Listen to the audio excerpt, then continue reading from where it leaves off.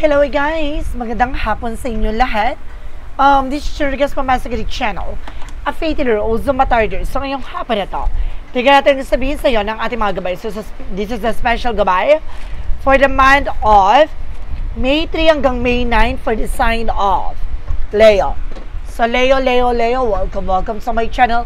Ano kayang messages, advices, and spirit guides ang ating masasaga for today's video? Kanino kayang energy or kaganapan sa buhay ng mga Leo signs ang ating mga gilap? So guys, this reading is a general reading lamang, hindi lahat makaka-resonate. Kunin lamang po ang makaka-relate sa inyo.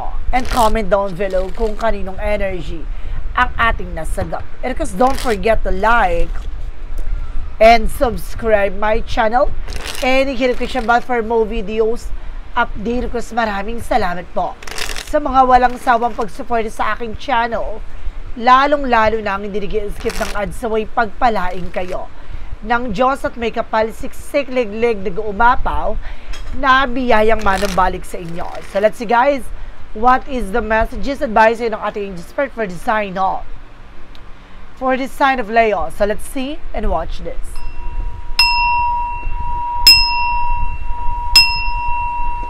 Ano kaya kaganapan sa buhay ng mga Leo signs ang ating mga gilap? Tuklasin at bubulabugin natin. Angel Spirit, let's give me information po.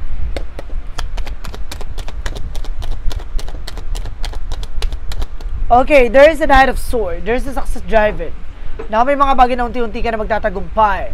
May mga bagay na unti-unti mo na makakamit. No, ang mabilisang transaction o mabilisang pag-unlad at mabilisang pagbabago. No, and there's something the Six of Swords transition. See, I told you. Now, may mga pagbabago na magaganap sa buhay mo.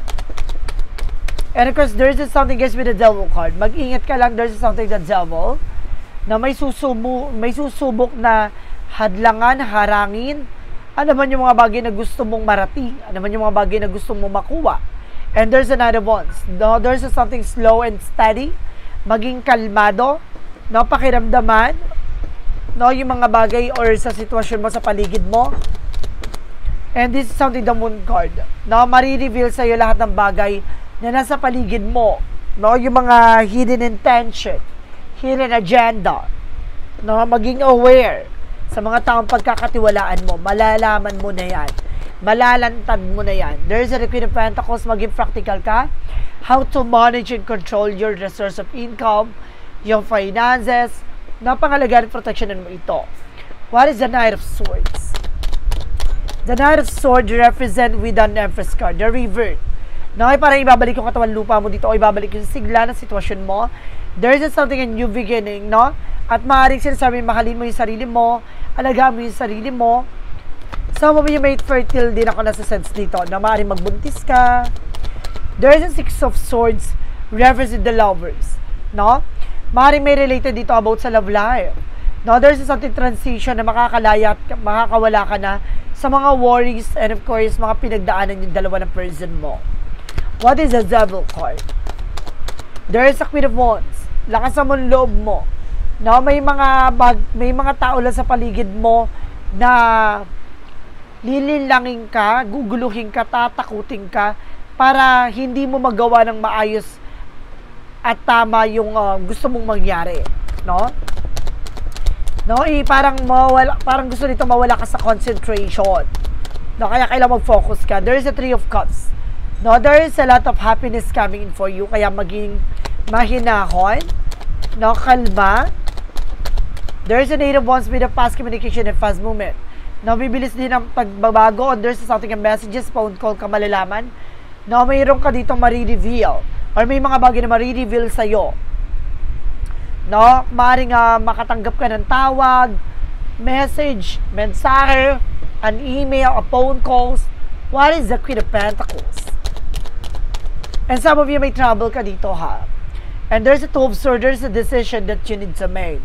No, kailangan mo rin mag-decision dito. Pangalagaan, protectionan mo kung saan nanggagaling ng yung resource of income. What is additional messages? There's a Knight of Cups. There's something, an offer. No, romantic proposal. No? And there's something, guys, with an offer that brings you a higher level of commitment. And there's a justice card. May hustisya, no? Makukuha nyo yung karapat-dapat para sa'yo. Some of you may legal matters dito. May usapin about sa legal. No? About sa papers, documents, a law. No? About sa law. Let's see what is the something the devil card, because the Queen of Wands. Now, there's the King of Swords. Now, putulin mo yung mga bagay na hindi nagsiserve sa'yo. Now, maging mautak at maging matalino ka na dito. Na parang ginagawa dito, parang dinidistract ka lang talaga. Na parang hindi ka magtagumpay sa gusto mong mangyari.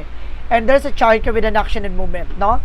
Unti-unti na magkakaroon ng changes sa development sa ginagawa mo. No, hinay-hinay lang. Na huwag mong pangunahan ng celebration, hayaan mo muna maging kalmado ang sitwasyon. And there's a Knight of Cups, there's something a wish fulfillment. Matutupad din talaga yung mga pangarap mo, yung gusto mo makuha, gusto mo mangyari, marating, no? Makakatanggap ka ng message, phone calls, a lot of transactions. And there's something, the Four of Pentacles, no? Protect your power, protect your energy, saving money. Napangalagaan, protection mo kung ano yung mga bagay na pinaghirapan mo. No, magkakaroon ka ng decisions dito na ano man yung mga bagay na nasimulan mo, ano man yung mga bagay na pinanggagalingan ng pinaghirapan mo, maaaring po proteksyonan mo ito. What is the outcome? Ang pinaka-outcome is the High Priestess. Na may mga hidden agenda or hidden enemies dito. May maraming misteryo sa likod dito.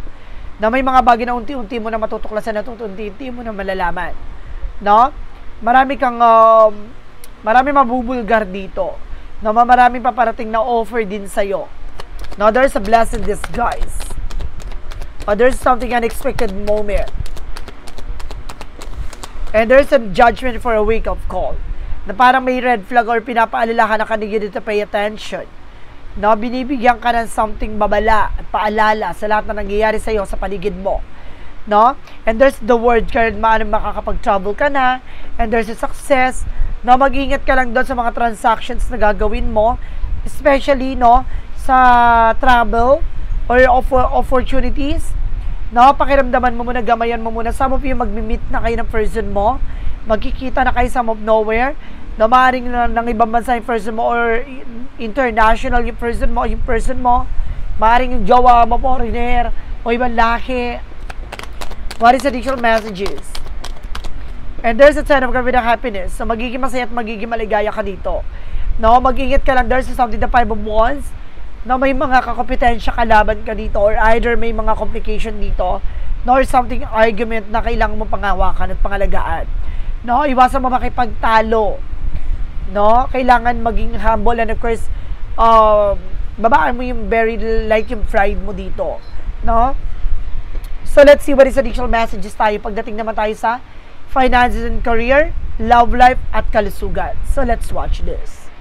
Okay, let's see. Alamin na natin anong kaganapan sa buhay mo pagdating sa finances and career. There's a magician for manifestation. May mga bagay na unti-unti mo na ma-manifest. May mga bagay na unti-unti mo na matutupad, makukuha. And this is something, the Four of Cups. Not just to evaluate or analyze. No? May mga bagay lang na kailangan mong pag-isipan bago ka magtitik ng decision or actions, no, bago mo kunin yung isang bagay na yan, kailangan pag-iisipan mabuti. Ano yung disadvantage and advantage ng bawat action and decisions mo na yan? No? Hindi dahil gusto mo makuha, urat ka, nagmamadali ka. Kailangan pag-iisipan mo mabuti yung bawat decision mo. No? Para at the end of the time, hindi ka magsisisi. No? Parang hindi ka manghihinayang. Ganun siya. What is additional messages tayo with an angel spirit? Represent with our moment for a major changes. Malaking pagbabago na magaganap dito pagdating sa business, negosyo, trabaho mo. Na may mga tao dyan na aalisin, no? Itong mga taong makakasira sa buhay mo, inaalis na siya ng ating gabay. No? Kumaga, ang ating gabay na yung gumagawa na para ilayo sa'yo, yung mga taong makakasira sa'yo. And because this is something, guys, with the King of Wands, no, look at the bigger picture. Lagi mo titignan yung magiging posibilidad at yung magiging decision and actions mo. What is additional messages with an angel spirit? And there's an Ace of Pentacles. There's something, a big shot and big money coming in for you. Na may malaking pera paparating, may malaking opportunity darating, no, may malaking perang paparating at may malaking perang ipagkakaloob sa'yo. And there's the full cup. Dahil sa pagtitiwala at paniniwala mo, gugulantangin ka ng biyaya at gugulantangin ka ng pagkakataon na hindi mo akalaing ipagkakaloob sa'yo ang gantimpalang pagpapala. So, let's see what is additional messages tayo. Pagdating naman tayo sa love life. Pagdating sa pag-ibig, sa relasyon, there is something, the Knight of Swords. Nagkakaroon ka ng anxieties, overthinking, being paranoid, no, maaaring may trust issue ka dito. There's an Ace of Wands, no, baguhin mo na ang iyong ideas, ang iyong pananaw, ang iyong kaisipan, naghahata ka ng negative dyan, and there's a Seven of Pentacles with a harvest moment, no?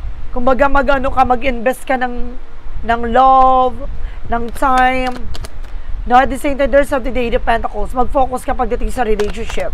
Mag-focus ka pagdating sa relasyon nyo. No, and there's something, the Two of Wands, no, piliin mo yung mga bagay lang na makakatulong sa'yo. Alisin mo yung mga bagay na magpapagulo sa utak mo. There's a Hangman, no, baguhin mo na yung mga nakagawian mo, yung nakagisnan mo, yung nakasanayan mo.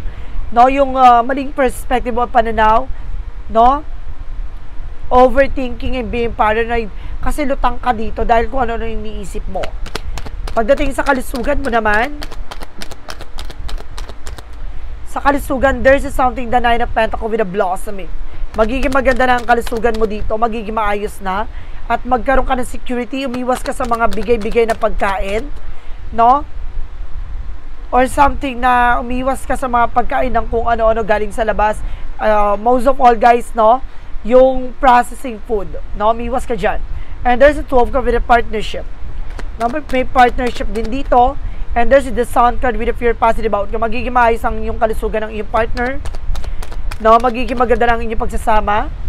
No, puputulin mo yung mga makakasira ng inyong mental health, dalawa. No, ibig sabihin na itong bagay na to yung makakasira ng inyong relasyon. Kumbaga, inaalis mo na. Kasi, kumbaga, kakibat nito, guys, ha, yung pag-iisip, no, at the same time, pati yung health no naapektuhan. Diba? There's something, guys, with a high five for lesson learned. Matuto na kayo. No? Kumbaga, dumistansya kayo sa mga bagay na nakakasama sa inyong relasyon. Lalo na yung pinaghihinalaan ng partner at person nyo. So, let's see. Hanapin at tagilapin natin with the magical fire messages and advices. And of course, the pick a card, yes or no. No? Mag-isip kayo ng questions mo. And of course, pipili kayo. Isa sa magiging sagot sa tanong nyo. No, 1, 2, or 3. Doon natin malalaman, guys, kung umabot kayo sa reading na to. Comment mo kung anong number na napili mo. So, let's watch this. Let's see what is the magical fire messages to represent what.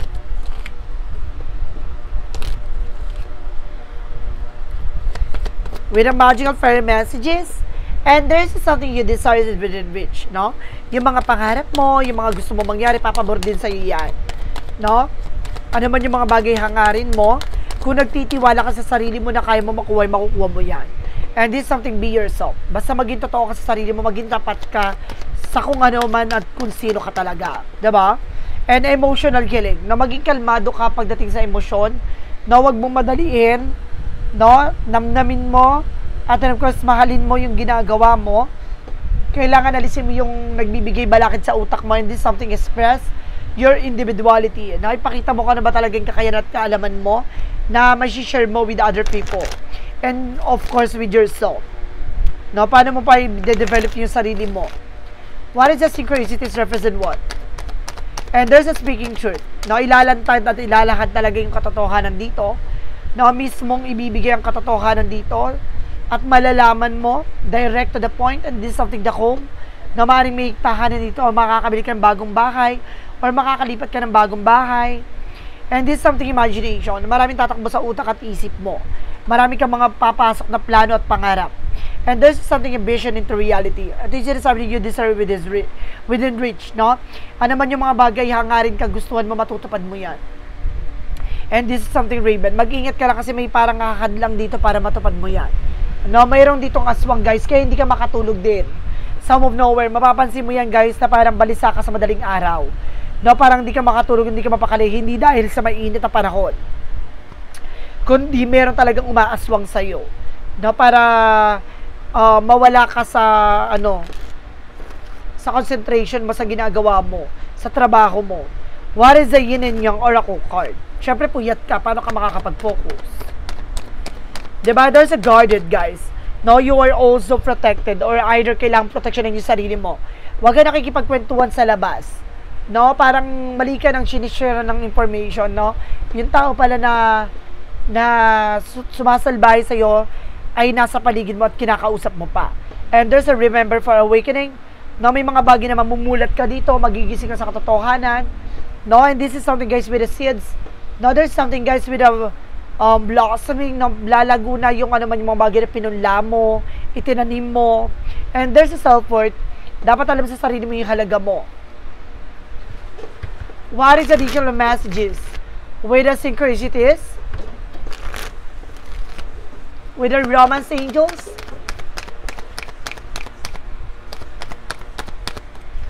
And there's a divine masculine. Now, meron ditong divine masculine, guys. And this is something single, not in relationship. Some of you naman, guys, no? Single ka, hindi ka pa ready for new commitment. And this is something gambling. Meron dito, guys, no? Nagsusugal, umiwas kayo sa mga sugal. And there's an influence with the friends. No, yung mga buyo ng mga kaibigan mo, mga BI sila, tantanan mo, tigilan mo yan. No, baka mahilig kayo sa mga sugal-sugal to. Ano man yung sugal na yan. Iwasan nyo. And this is something angels number represent 2323 for endless cycle. There is some truth you're resistant to accept over and over again. Until you're tired and restrained beyond depressions, it takes a decision to live life for your soul. Life is all about passions, then you make a change and the world around you follow. So see, kung hindi mo babaguhin ang sistema mo, kung hindi mo babaguhin ang nangyayari sa buhay mo, walang magbabago sa sitwasyon na kinagagalawan mo. Ibig sabihin dito, nasa sayo ang susi para mabago ang cycle at mabago ang pattern ng buhay mo. Diba? What is the Money Move Oracle deck? Represent what? And this is something authority. Diba? Be self-confident. Not take the role of leader and everyone will respect you. Na kung gusto mo respetuhin ka ng mga tao sa paligid mo, maging matinong na impluwensya ka sa ibang tao at the same time sa paligid mo. No, kung hindi nila nakikita pa na para galangin ka, ganyan, no, kaya siguro nagkakaroon dito ng argument with your partner dahil para nawawala ng respeto and of course disiplina. What lies beneath with the hidden future? And this is something betrayal. So, nagkaroon ng betrayal dito. Nagkaroon din dito ng, kumbaga, impostor, mapanlinlang. Niloko ka, binackstab ka dahil din sa situation. What is the path of the light? Represent what?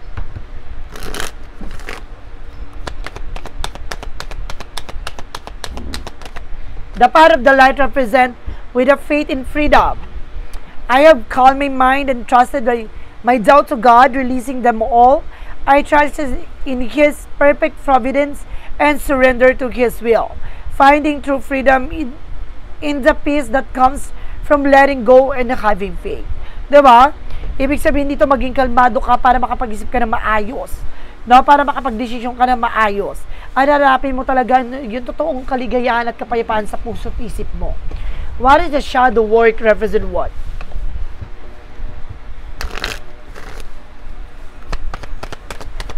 With the shadow work represent with a peace in inner demons.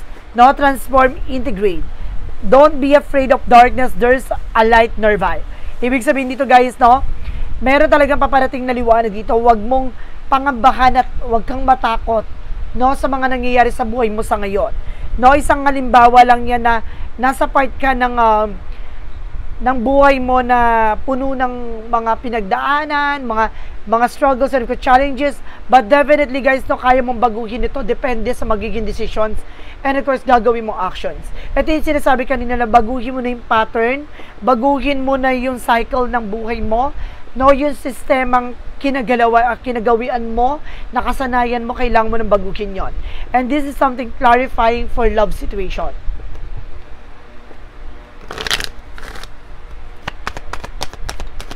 And there's a liberated destiny. With release comes freedom, steering faith towards an enlightened future. So, ibig sabihin dito, guys, no, pakawalan mo yung mga bagay na magpapalaya sa sa'yo sa kaisipan, sa lungkot, at yung mga negative na tumatakbo sa utak mo, makakalaya ka dyan. No? At yung mga bagay na hindi mo naman pinangarap at hindi mo naman gusto mangyari, pagkakaloob sa iyo to, ayon sa iyong mga gawa. Diba? Kung kaya mong pakawalan yung negatibo, ang masasamang pangyayari at ginawa, no? Kung titignan mo sa sarili mo sa bagong ikaw, magiging bago ang landasin na tatahakin mo. There's a clarifying for life situation represent what?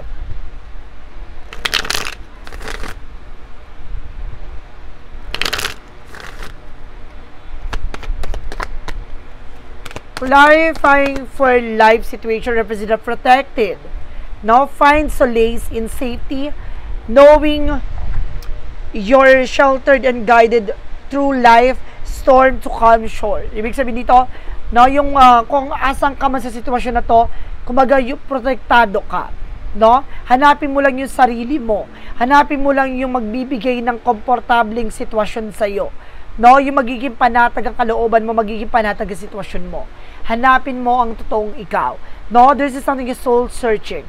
So guys, this is messages, and of course, let's proceed tayo with the pick a card, yes or no. I-ready nyo na yung questions nyo, the question nyo, and of course, ito yung magiging sagot sa tanong nyo. Okay, pipili kayo ng 1, 2, or 3, and comment down below kung anong number na napili nyo. So, let's watch this. Okay, let's start tayo with the number 1.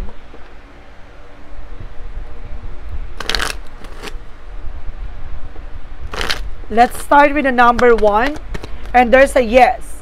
Now, being showed the way, welcome with open arms, no? Ibig pinapakita dito, tatanggapin mo ano man yung mga bagay na pinagkakaloob sa'yo. No? Ano man yung mga bagay na karapat-dapat sa'yo, sa likod ng kadiliman, may liwanag na sisinag. Harapin mo ito, tanggapin mo. And there's a yes with the number 2. It's a good investment, getting paid, saving up. No? Tama ang desisyon mo, tama ang gagawin mo. Ano man yung mga bagay na gagawin mo, ano man yung mga bagay na napupunlain mo, naman yung mga bagay na kumbaga tututukan mo, makukuha mo yan, no? At makakamit mo yan. What is additional messages with the number 3?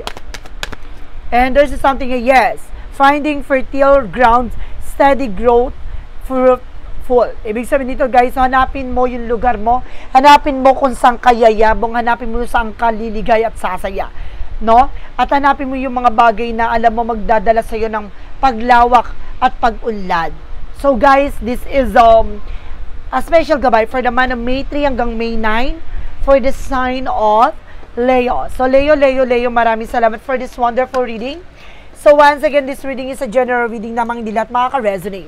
Kunin lamang po makaka-relate sa inyo and comment down below kung kaninong energy ang ating nasagap. Because don't forget to like and subscribe my channel and hit the notification bell for more videos update. Kasi maraming salamat po sa mga walang sawang pag-support sa aking channel, lalong-lalo na ang skip ng adsaway, pagpalain kayo ng Diyos at may kapalsiksik, liglig na gumapo na biyayang manumbalik sa inyo. At maraming salamat po in the next video. Bye-bye and babush!